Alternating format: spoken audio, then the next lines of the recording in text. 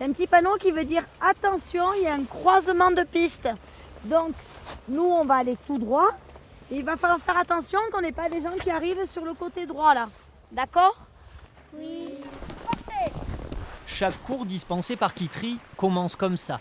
Pour cette monitrice de gourette, il faut inculquer les consignes de sécurité dès le plus jeune âge. De suite, même tout petit, à 3 ans, dès qu'ils débutent, on leur apprend à regarder avant de démarrer, à chausser toujours en travers de la pente pour pas glisser, pour pas se cartonner. Des règles de base afin de se protéger et protéger les autres. Les 4 apprentis skieurs du jour, âgés de 7 à 9 ans, ont bien assimilé la leçon. Faire les virages en essayant de mettre les skis parallèles. Et pas toujours regarder ses skis, regarder aussi alentour. Ces dernières semaines, les accidents s'enchaînent dans les stations béarnaises. 27 le week-end dernier à Gourette, 7 personnes évacuées par hélicoptère dans la vallée d'Ossau.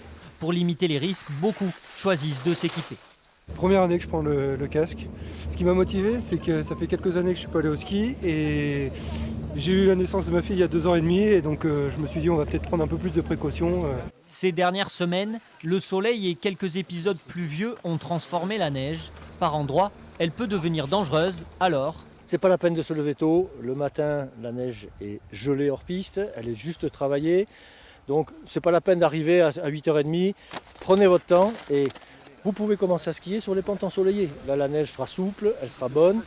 Et bien entendu, limitez votre vitesse, regardez autour de vous.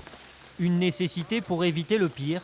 La semaine dernière, dans la station espagnole d'Astún, située à quelques kilomètres seulement du col du Somport, 3 skieurs ont trouvé la mort.